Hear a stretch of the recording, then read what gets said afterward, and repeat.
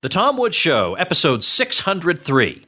Prepare to set fire to the index card of allowable opinion. Your daily dose of liberty education starts here. The Tom Woods Show. Hey everybody, don't miss out on the event of the year. Bob Murphy and I are hosting a cruise. That's right, it's the Contra Cruise, October 9th to 16th, 2016, aboard Royal Caribbean. Check it out at contracruise.com. Hey everybody, welcome to another post-debate episode of the show featuring Lew Rockwell. And I have actually been attracting a number of new listeners recently who are new to the whole movement. So for you and for you only, I'll tell you who Lew Rockwell is. Of course, we're talking to the publisher of LewRockwell.com, which all self-respecting libertarians read every day, the founder and chairman of the Mises Institute, Mises.org, Mises.org, which is the center for Austrian economics anywhere in the world. You will learn an enormous amount by visiting that site. And he was also chief of staff to Ron Paul. So I'm just delighted to have a chance to talk to him again. Lew, here we are again. Welcome back. Tom, we're going to have fun today. We always have fun, but I think we may have more fun. I have to say, for the first time, I can actually say that was worth watching. It's fun to see them fight, isn't it? It absolutely was. And then I think there was one moment where I think there was the most crosstalk I've ever seen in any situation. They're all just the three of them talking at once, and not one of them will give up. You can't understand what any of them are saying. Wolf Blitzer doesn't know what to do. It's just great. And then at one point, I mean, Blitzer was so thrown by the whole situation. There was one point where Ted Cruz says, Wolf, what, are you not going to let me talk about Obamacare? Look, Senator, you'll have an opportunity to talk about many things. Yeah, but look, Obamacare is very important to me. I've had a lot to do with it. Look, Senator, all right, go ahead. I mean, that's not the way Wolf Blitzer normally operates. So what an interesting event. I think we can safely say, even though Carson had a much better closing statement than he normally does, I mean, it's obviously true that Kasich and Carson are really just not part of this anymore. So I think it's safe to just talk about the main three, right? Although I got to give Ben Carson credit for, I thought, the best line of the night when he was talking about how you examine potential Supreme Court nominees. He said, you have to look at the fruit salad of their life. Oh, yeah, that actually was a good line. That's right. Yeah, that was a good line. Yeah, I got to start using fruit salad in that way. All right. Now, the conventional wisdom was that Rubio had just a great night. And in fact, I watched some of the post-debate interviews, and they had Ted Cruz on CNN. And they said, Senator Cruz, a lot of the commentators are saying that, I don't know if you saw this, Lew. They're asking Cruz, a lot of the commentators are saying Marco Rubio had a very good night. And Cruz cut in and said, oh, you don't say. I've never heard any of the pundit class ever say that Marco had a good night. So I thought, okay, that actually is kind of funny. But that is the conventional wisdom. Before getting into the weeds here, give me your overall impression of what went on last night. Well, I'm going to mention, first of all, as I usually do, the Drudge Report poll. Yeah. So this is going on all day today, so people can check and see any changes. So this is about 500,000 people. A little earlier, Trump at 55%, Cruz at 20%, Rubio at 17%, Kasich at 5%, Carson at 3%. And that's pretty much the way it's been in all the post-debate polls. So I must say that as fun as this whole thing was, I don't think it changed anything. We'll see with the polls and then, of course, the primaries. But I think, Rubio, as you say, is hailed by all the media. I think they gave him a pill. I think they gave him a little Adderall or some other methamphetamine, prescription methamphetamine it was like an upper. So he's yapping like a little dog. He sounded, if I may quote Hillary Clinton, like he was going, "Rock, rock, rock, rock." So that's Rubio. And I found also, maybe this is the pill, when he was trying to explain his health care plan and other things, I couldn't follow what he was saying. And I assume that means nobody else could follow him either. He seemed sadly out of it, except that, of course, he was more aggressive, if that's quite the word for his fruit salad. I don't think it changed anything. Also, The stuff he was talking about that Trump had 35 years ago had used 200 illegal Polish workers and got a big fine brought on by a union complaint. And I noticed Ann Coulter said, we're supposed to worry about 200 Polish workers. These are very smart people, she said, by the way, all these years ago. But many, many millions of illegal immigrants, hey, that's okay. Marco doesn't worry about that at all. In fact, he thinks it's a great thing. So it's I don't know. I don't think he actually did himself any good, even though he enjoyed himself. It's not actually true that Trump University was a fraud, despite this civil lawsuit. I have a friend, you know him too, although I'm not going to give his name, who's very anti-Trump. But because he might have written something on the Trump University back in the day, he attended some of it, and he told me, he said, I know all about these courses that explain to people how you're going to flip houses and how to make money from distressed housing and that sort of thing. He said, this was by far the best program I ever sat in. He said the teachers were spectacular. The curriculum was very serious. And he said, of course, not everybody has got the abilities, even though they have the knowledge, to make money in this. It requires entrepreneurial skills and an attitude and work ethic and type of personality and so forth.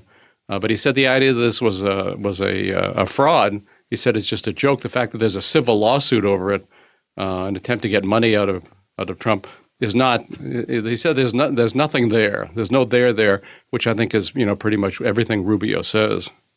All right, so let's just say on Rubio, the fact that there's never any comic relief, it makes him too much to take. It's just last night before I saw that everybody had concluded that the correct position was he had had a wonderful night, I just thought it's just nonstop attack, yell. Whereas with Trump, he's funny sometimes. He says funny things, or it's just some of his little asides. He'll say something utterly devastating about Cruz, and he'll say, as an aside, "These are minor details," but then he goes.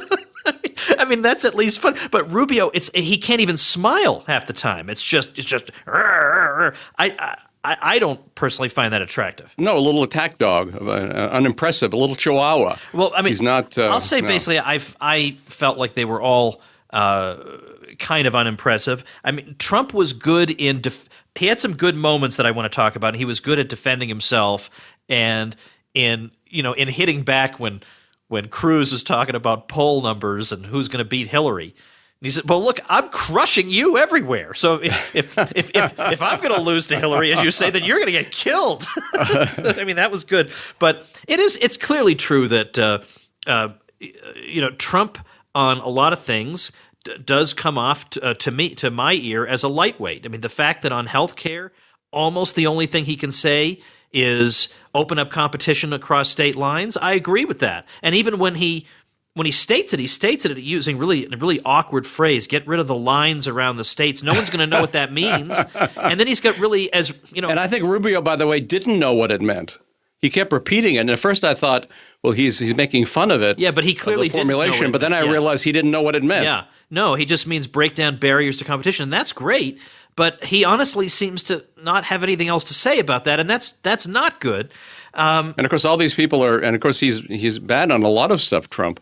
But all these people are talking about, well, you can't have, socialized medicine. What do they think Medicare and Medicaid are? Yeah, I know. I mean, we've had socialized medicine in this country for a very long time. Maybe it's more properly called fascist medicine because it's the big private entities in cahoots with the government rather than state industries. But it's not much to choose from. Well, let's talk about the whole question of being an honest broker between Israel and the Palestinians. Oh, yeah. Because I was glad to see Rubio mention the key issue: Israel, and also Israel. Yeah, I was afraid that Israel wouldn't get mentioned. Because it features in such a small and insignificant way in these debates, but it did manage to make its way into this one.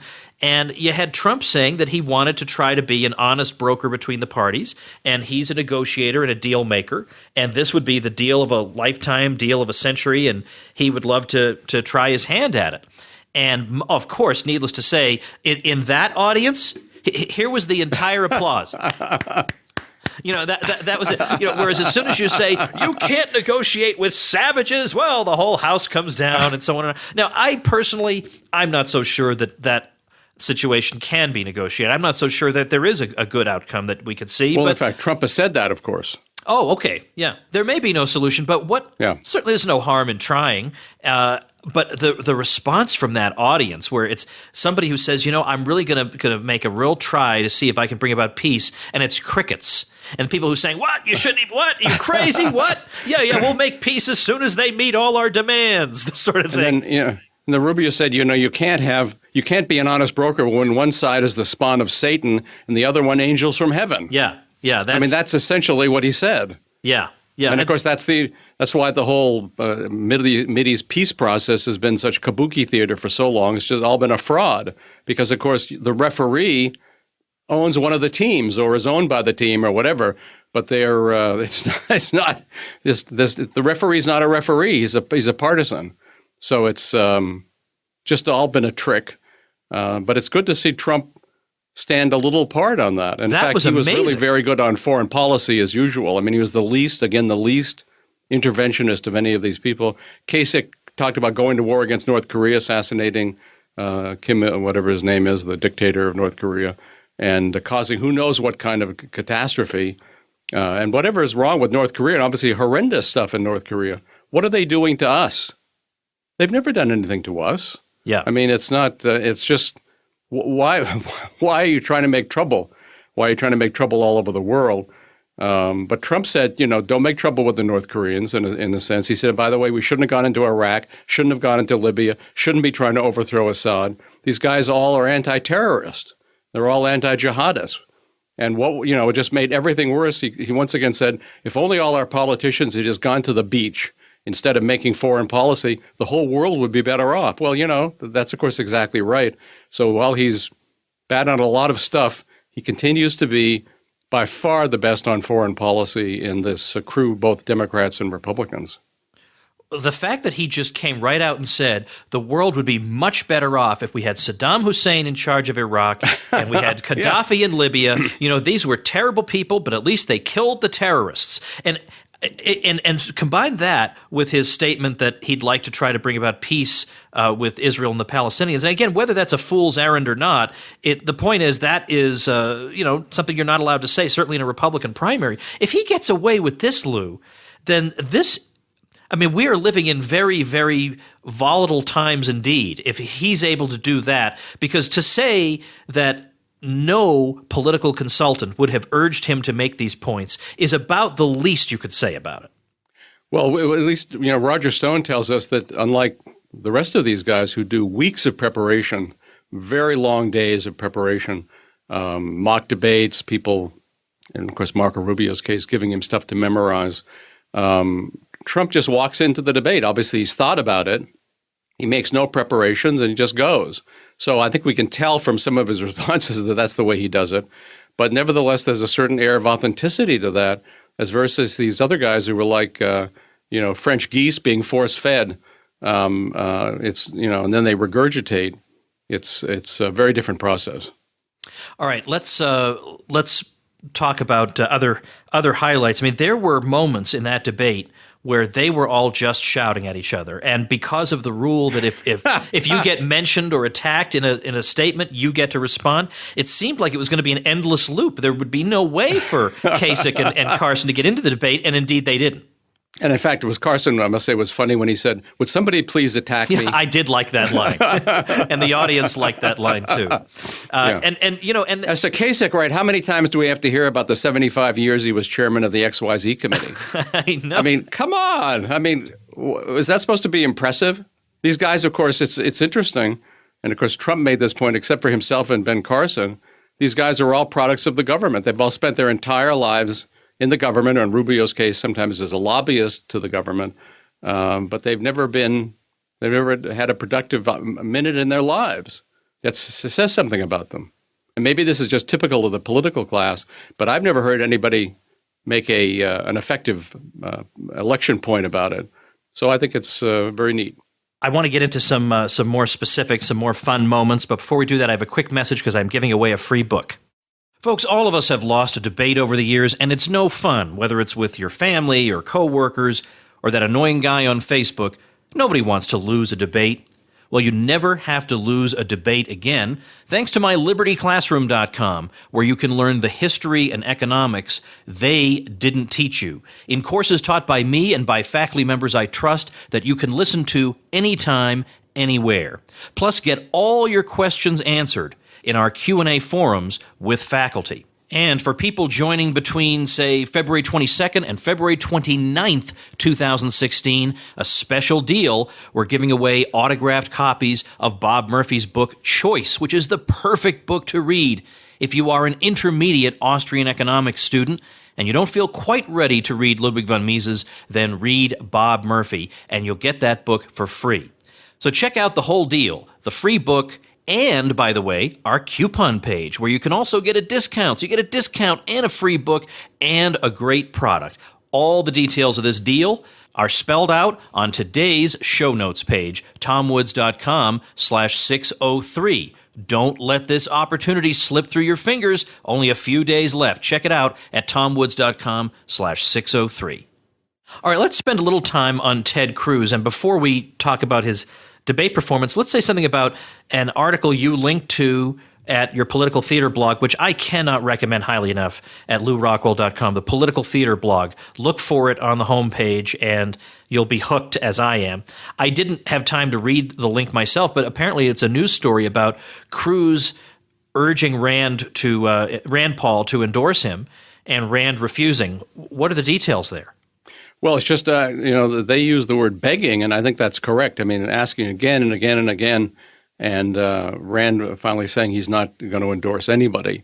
And I know that earlier Rand had asked Cruz not to run for president so he could have his turn.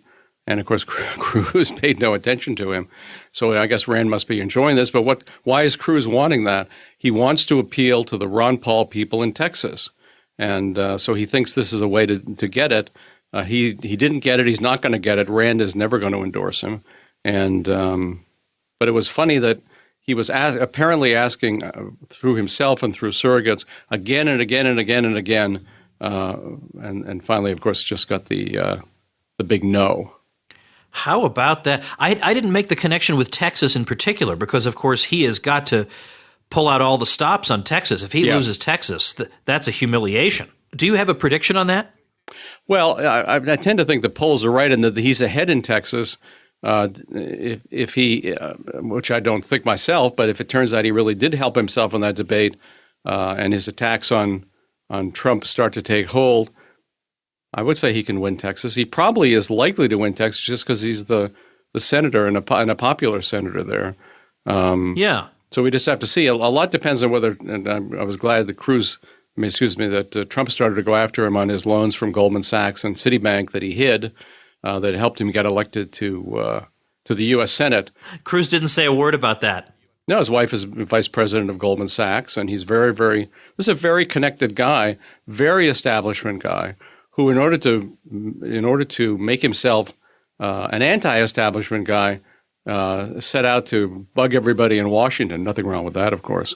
But he actually, despite the fact that he called Mitch McConnell a liar, and of course Mitch McConnell is a liar, and similar kinds of things, he's an establishment guy. He represents, all his life, he was an official in the Bush presidential campaign, an official in the George Bush administration in Texas, and that's where he comes from.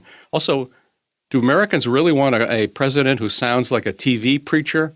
I mean, I find that voice and that demeanor and that sing-songy stuff so off-putting.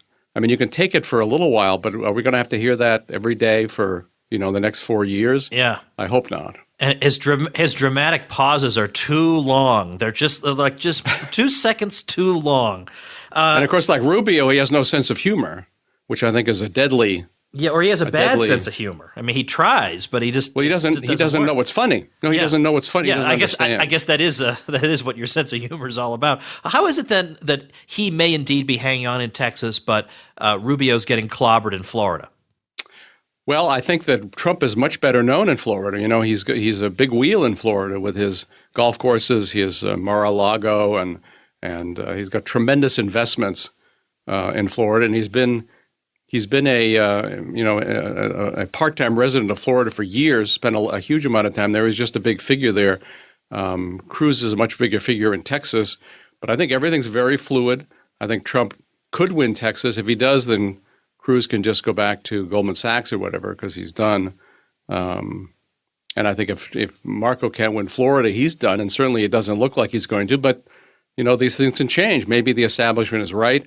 Maybe they finally got the magic bullet who's going to take down Trump. I still continue to think, and I have to credit Michael Savage, and I'm not a fan of his, for pointing this sort of thing out. But, Cruz looks evil. I mean, you just need a pair of Halloween fangs and a black cloak, and he could immediately appear in a vampire movie. Yeah. I mean, there's something very odd and funny about him, his eyes and so forth. That's not his fault, but it seems to me a tough thing in a politician. And by the way, Lou, I'm gonna get attacked for this. Oh boy, you people talk about only frivolous things. First of all, we don't talk about only frivolous things. But secondly, have you met the American electorate? They tend to make decisions on frivolous grounds. I hate to be the one to break this to you. So after Super Tuesday, what happens? I mean, it looks like Trump is going to win almost everywhere, but yet. So it's likely that people will drop out of the race, but on the other hand, there's got to be one of them who stays in as the anti-Trump. So who's that going to be? Well, I guess they hope it's going to be Rubio, but Rubio certainly can't stay in if he or believably stay in if he loses Florida, especially by the sorts of margins. And it doesn't matter whether he's asked for Jeb Bush's endorsement in Florida. Oh boy, that'll do him a lot of good. Yeah. So these. And of course, they're making all these ads against Trump. These are the same types of people who made all the ads for George Bush and Jeb Bush and similar worthies. They just they're especially in this year, sort of oligarchical ad campaigns. They just don't work. People have turned off the ads, and I think it's a great thing. They see a political ad come on television. They mentally just change the channel, if not actually change the channel. So I don't, just like money hasn't worked this time.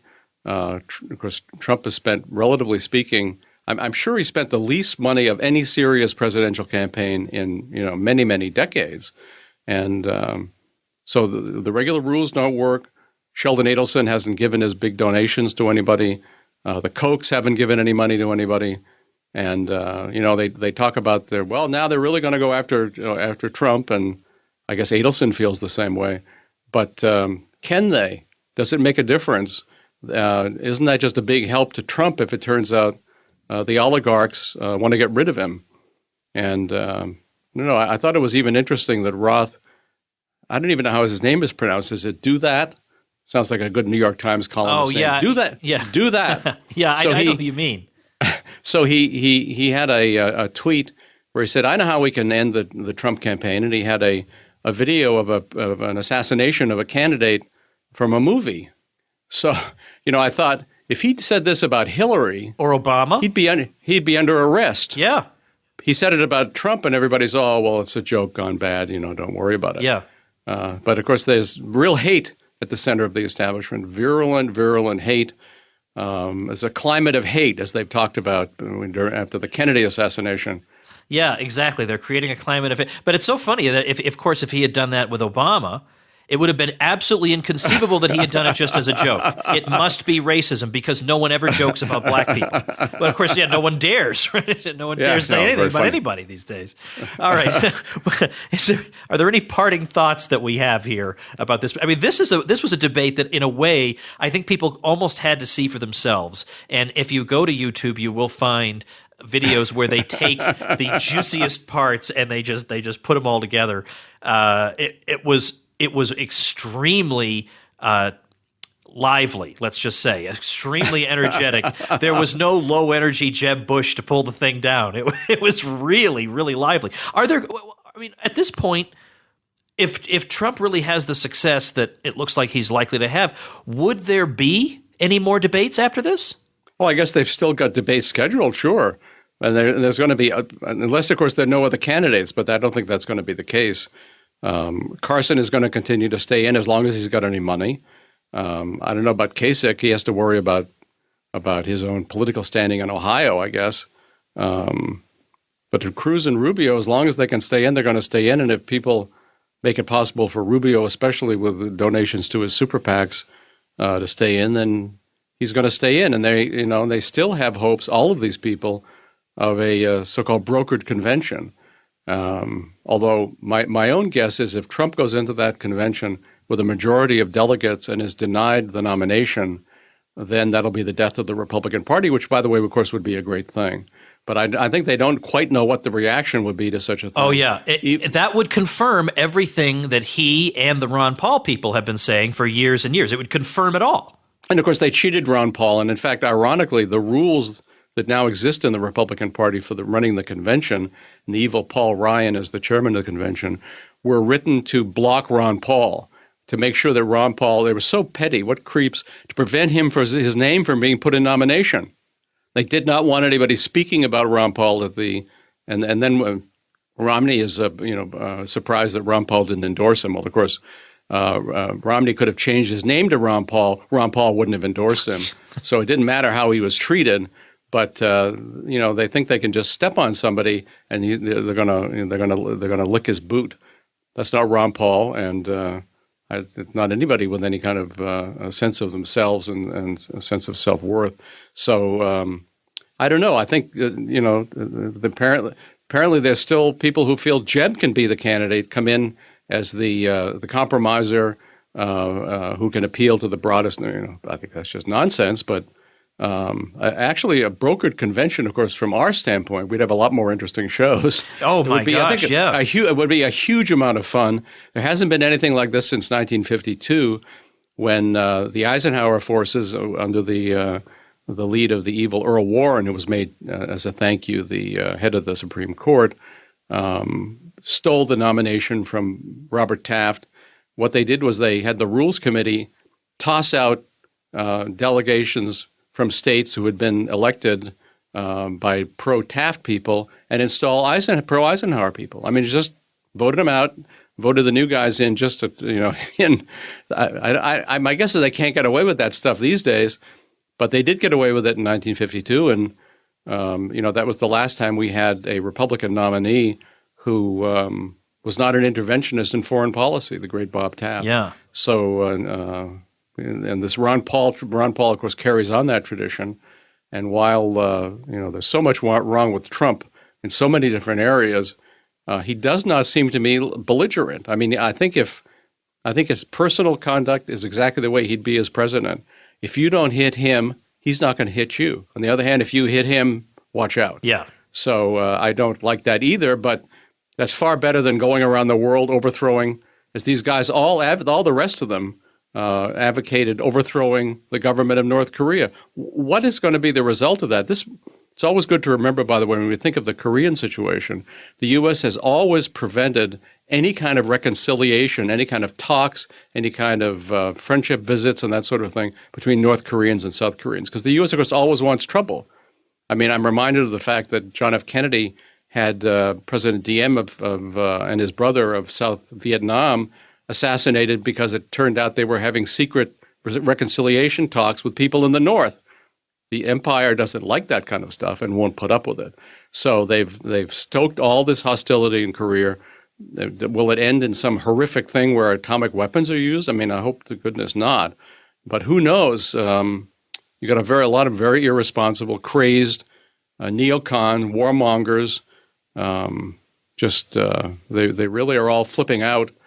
I have a blog today about Robert Kagan's op-ed in the Washington Post. Saw that. Of course, is hyper interventionist, hyper warmongering Washington Post, and the headline is a neocon holds his breath, turns blue. I mean, these people are absolutely freaking out.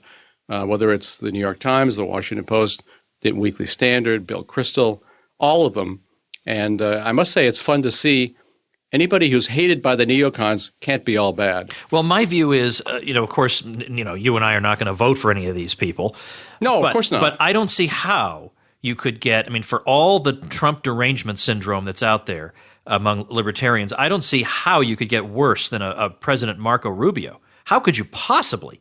I mean, I'm absolutely serious here. How could you possibly get worse or scarier than President Marco Rubio out of the existing choices? I don't think you can. And yet there are libertarians who prefer Rubio to Trump. Yeah, that amazes me. Then I don't know what to say. I mean, given again, none of us are going to vote for these people, but I of course you shouldn't vote. I mean, basically what you're saying is George W. Bush really wasn't so bad after all. Yeah, no, of course, far better than we have the George W. Bushes, the Obamas, and similar kinds of guys. Yeah. Of course, also, by the way, we have to keep in mind, despite the fact that we all assume the president can do whatever he wants, he's the head of a gigantic, because the biggest, richest, most powerful government in the history of the world by many magnitudes. The president is not actually in charge of all this. Yes, he can do a lot, but no president is capable of the kinds of massive changes that we would like to see.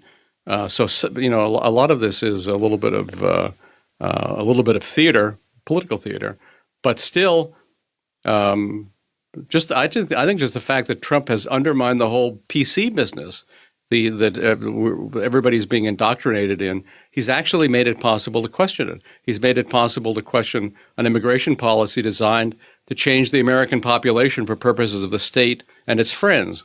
And no discussion was ever allowed about this. Trump is exactly the right that by his bringing it up, he's allowed a discussion. Nobody is still talking about what it all means, why it began, who supports it, and that sort of thing.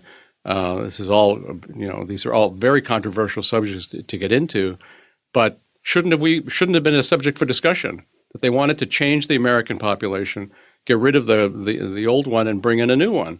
Is that how come the government and its friends can do that, and you're not allowed to ever mention it because you're, as Kagan said, you're a bigot if you're, if you don't have his views on immigration and of course everything else. There's one more thing I want to say about Rubio I forgot to mention earlier. Yesterday's episode, I had Scott Horton on to talk about Syria. And I bet a lot of people who follow politics just really don't understand what's going on in Syria other than we should stay out of it, which is a good enough instinct. But basically the Rubio / Hillary Clinton / Obama / McCain policy in Syria, which is basically the same policy, except a couple of them want to double down on it a little bit more, but it's basically the same policy, is so crazed and nonsensical and counterproductive and self-defeating and contradictory and crazy. You can't possibly know how crazy it is. So I would urge people, listen to that episode. That's at tomwoods.com/602.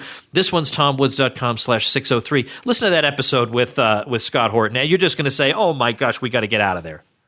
Tom, I'll just say that you're absolutely right that it's crazy and self-defeating, all that, from the standpoint of a person of goodwill and a person of intelligence. Yeah. But from the standpoint of a destructionist, from the standpoint of people who want killing, want destruction, and feel that their power can thereby be increased and they can remake the world, this is all great stuff. The killing, the destruction, Christians who've been living there since the time of the apostles, being thrown out of their homes, entirely purged from Iraq, from Syria. They're for all this stuff. They like it. They're bloodthirsty monsters. And Marco Rubio is definitely one of them. Or maybe he's too stupid to be one of them, but he's in the control of these people. Yeah. And what you just said, Lou, is going to seem over the top to some people. But when you hear Scott talk about it, it's the only option left because there's no policy reason to be doing what they're doing. Again, I don't want to spoil it. People should listen to that episode. It's shocking. So you are left with the conclusion that these people must think and just be different from the rest of us. There's no other way to describe it. All right, well, listen, let's hope for our sake, Lou, that there will be future debates, that they won't all just drop out, that we'll be able to talk about this, because I would hate Stay in. Exactly. I would hate to have to wait for the general election to do more of our debate shows, but I'll tell you, that's going to be juicy, isn't it? I noticed that Chuck Todd said the other day that Hillary would be missing the Clinton impeachment scandals if she were running against Trump, because she would be looking back on those days as the good old days, because he would definitely engage in a scorched earth policy. And he also said that Bill Clinton had been complaining privately that his favorables had been reduced from 51 to 39 by Trump's one Instagram tweeted out sent out an Instagram photo of Clinton and Bill Cosby together and said two of a kind. That one act by Trump had dramatically diminished Clinton. And of course, they're terrified. And Todd said, they all wanted Trump as the opponent. Now they're all terrified of Trump and what he would do to them. Because think of the things he says offhandedly to Cruz and Rubio and multiply it by 100 and think of the things he'd be saying about Bill Clinton. Now, of course, again, none of this has to do with policy or whatever. It's just in terms of watching one wing of the establishment get taken down. Well, might be amusing to see. All right. Well, I'm saying we have great debates to look. My guess is we have great debates to look forward to, even better than so far. Yeah, I think you're right. All right, Lou, thanks for your time today. I always appreciate it. Thank you, Tom. All right, everybody, that's going to do it for today, but two quick things before we wrap up. First is, of course, don't forget the special offer, because we've got just a few more days where we're giving away Bob Murphy's book. It's a $25 book. You get it for nothing, and it's a book that has gotten more endorsements than any book I have ever seen, and people love this book. And I'm talking about professional economists saying this is the best thing you could read if you want to get ready to read Mises and the really advanced texts. You can't do better than Bob Murphy's book choice. So we're giving that away just for a few more days with subscriptions to libertyclassroom.com. Get all the details at tomwoods.com/603. But secondly, I got another bonus episode coming up for you guys this weekend. Remember, the bonus episodes are generally episodes that are a little bit unusual, or the topic is unusual. So, for example, I've been mentioning that I may do an episode with my mother, so that would be a bonus episode. Or an episode on music would also tend to be a bonus episode. Well, this weekend, I'll just say that I've got a special guest that I am thrilled to talk to, who will be great for all you entrepreneurial types. And even if you're not an entrepreneurial type, which is a sad thing, by the way, but even if you're not, you'll still enjoy listening to this guy because he's just so great.